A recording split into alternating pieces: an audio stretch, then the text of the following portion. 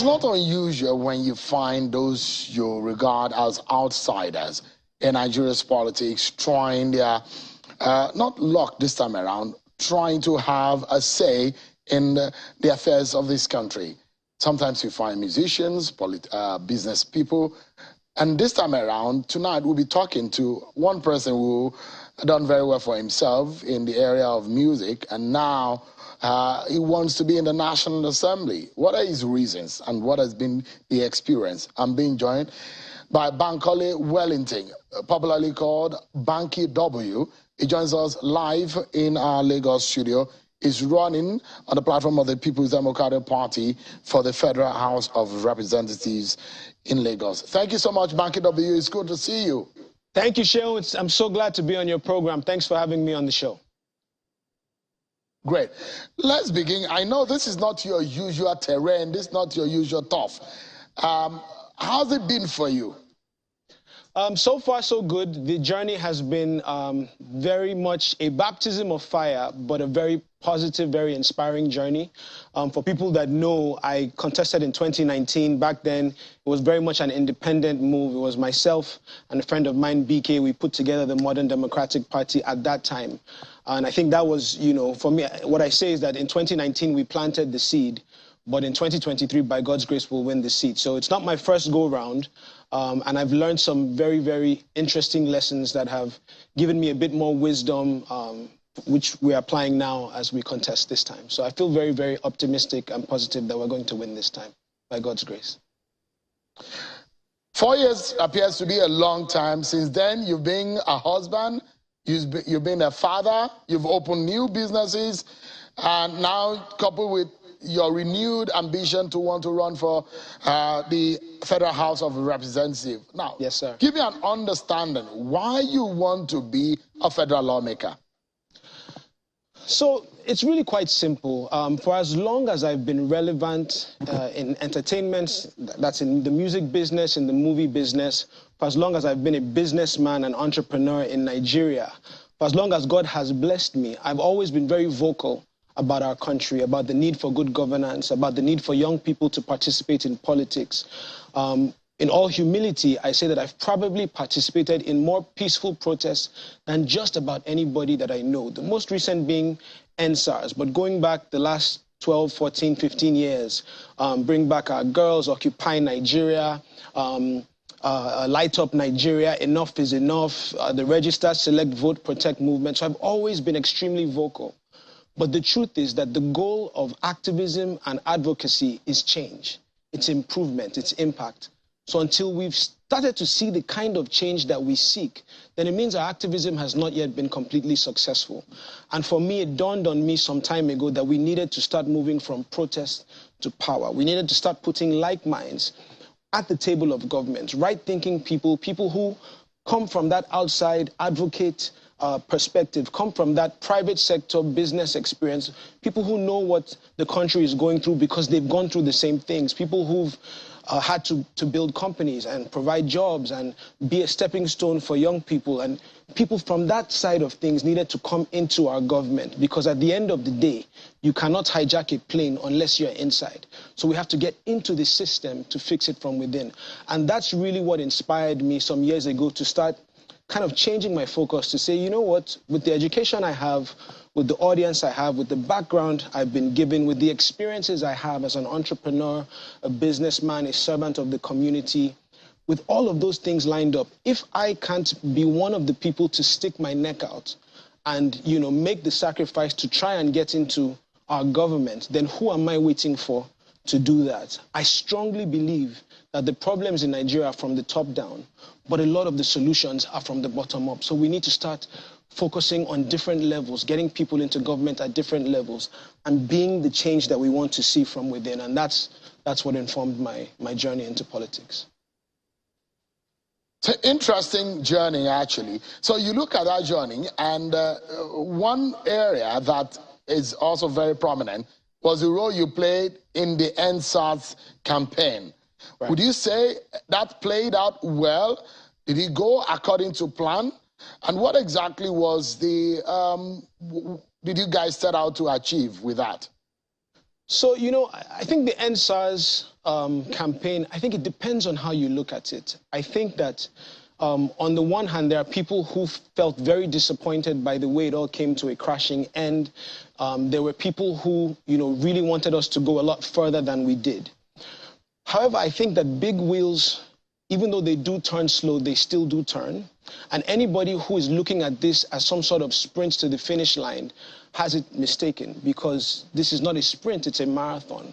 And I think the NSARS protest, the peaceful protests, were a very positive step in the right direction in just bringing the awareness of the country to a certain place, in bringing government to the table, in letting young people feel like they had a voice in our in the national conversation about something that was plaguing young people, something that was really harming the plight of young people in the country. Now, obviously, we would have liked to see it go a lot further, but I do think that it was a positive, at least as far as the peaceful protest side of things is concerned. I think it definitely was a positive, but like I said, it's a marathon, it's not a sprint. Anybody that was expecting Nigeria to be excellent overnight and everything, you know, will just be perfect going forward doesn't know how these things work.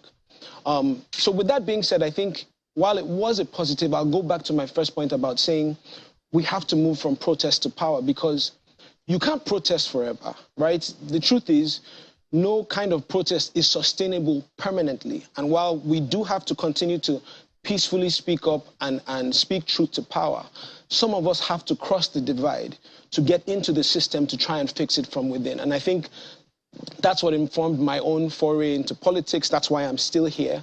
And we're trying to build a bridge into mainstream politics for other people to do the same thing. But Banky, Yes, I mean, should you win this election, would you be doing anything in terms of policy drive to push such ideas in the National Assembly? Should you be a federal lawmaker? And if that is the case, what would that be? Well, absolutely. I think the entire purpose of me going into politics, into the National Assembly, is to be that voice for reform. I believe very strongly that the way that we get out of the mess that we're in as a nation is through innovation and reform. Now, innovation doesn't really happen inside of government offices. Innovation happens in the private sector. It happens in fintech, in media, in entertainment, in agriculture, in banking, in telecoms. That's where innovation happens. If you take the 7 unicorns that are on the African continent, Nigeria has 5. So you know that as a people, we chase innovation pretty well. But we need reform. And reform can only happen when you put reform-minded people at the table of policy making, at the table of government, to say, what can we do differently about the things that we've always done to try and put this nation on the path towards growth and development? So we need people who are reform-minded. So for instance, in our educational sector, you know, there's the Universal Basic Education Act, the UBE Act.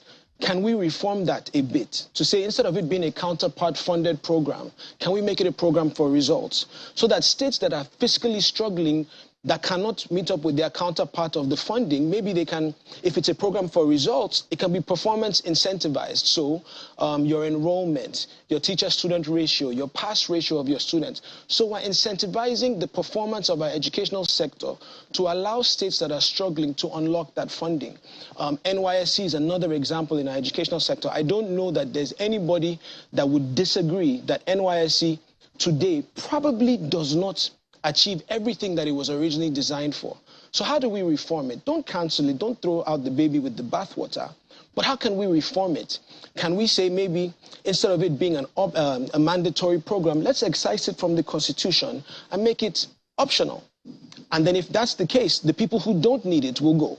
Now the people who are remaining, you can pay them more. So instead of paying them 30,000 naira a month, which does nothing for a young person in today's Nigeria, you can pay them 60 or 70 or 80K.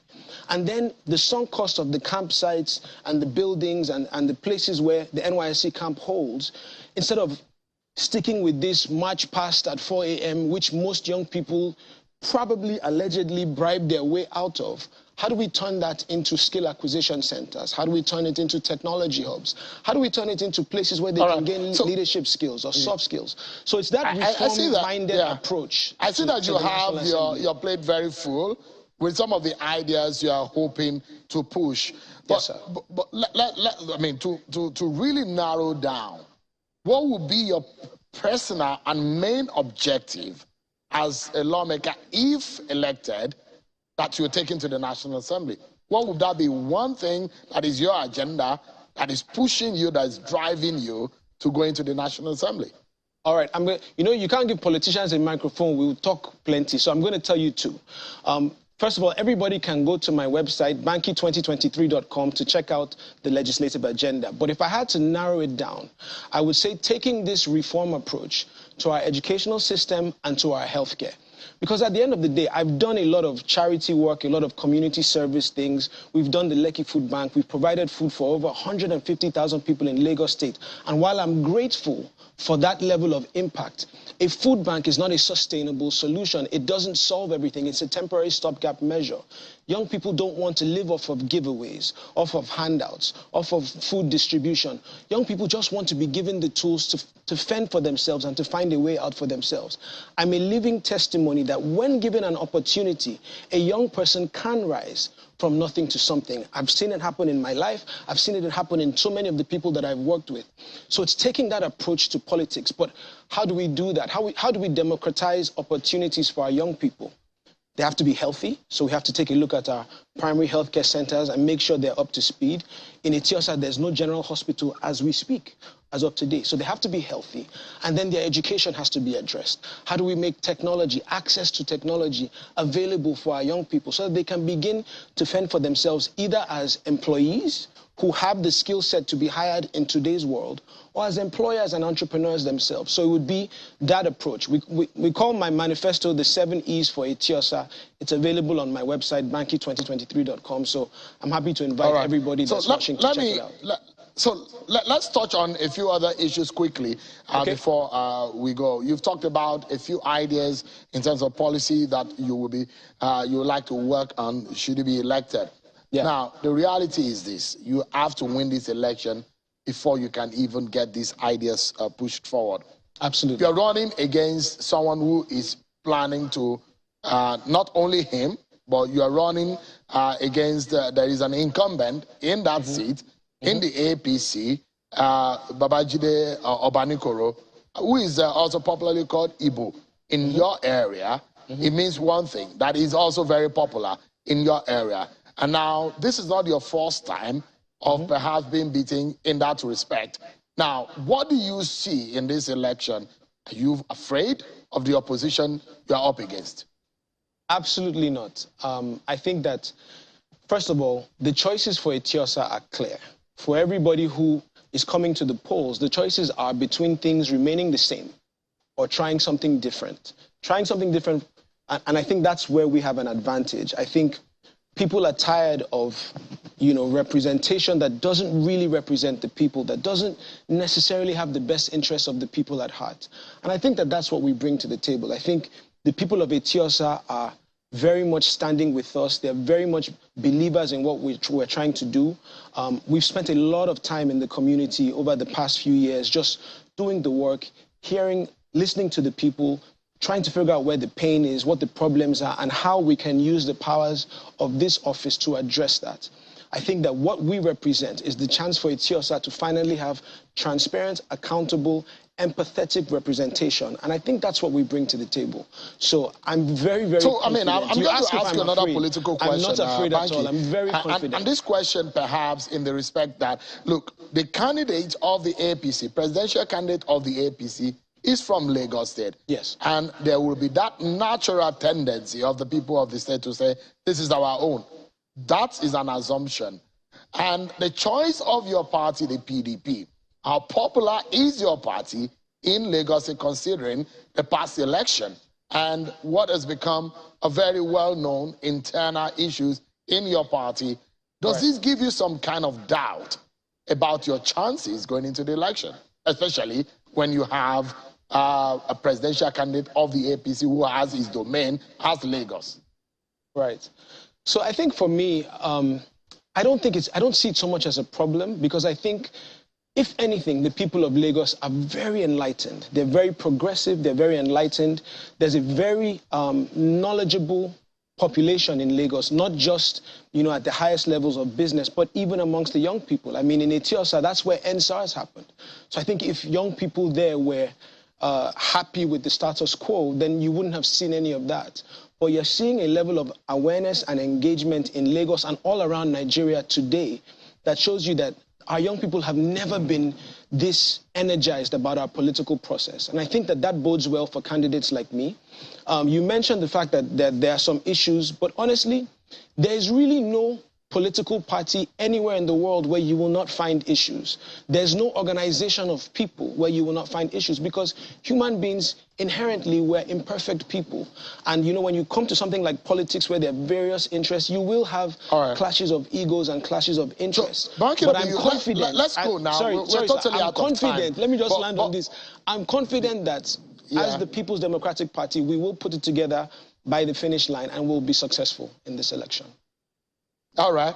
Just help me. Just have 20 seconds for you to answer this. And this is my final question to you. Quickly, this game is about win or lose. Should you lose this election, would you give it a try? And what would you be telling those who are probably thinking that they might be leaving those other forays and coming to politics? Really advising them that this is something that they could do also in 30 seconds, Banky. Okay, in 20 seconds. By the grace of God and with the support of the people of Etiosa, we will not lose this election. We are going to win this election.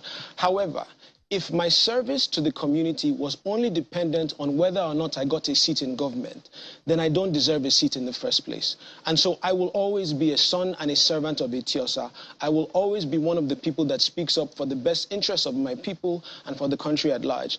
And I will always be somebody that tries to open the door a little wider and build a bigger bridge for more people to come in and do the same. This is about getting like minds, right-thinking people into various levels of government. That's what I truly believe. That's what I will always stand for, whether it has anything to do with me or not. But I will win this election by God's grace and with the support of the people. Thank you so much. All right. You might have sung your way into the hearts of many Nigerians, but definitely, Banky W, you probably will have to talk your way into the hearts of the people of Etiosa to get their votes. Thank you so much indeed, Olubankole Wellington, Banky W, a member and a candidate of the PDP in Etiosa for the federal constituency election. Thank you indeed for coming on tonight. Thank you so much, Seun. God bless.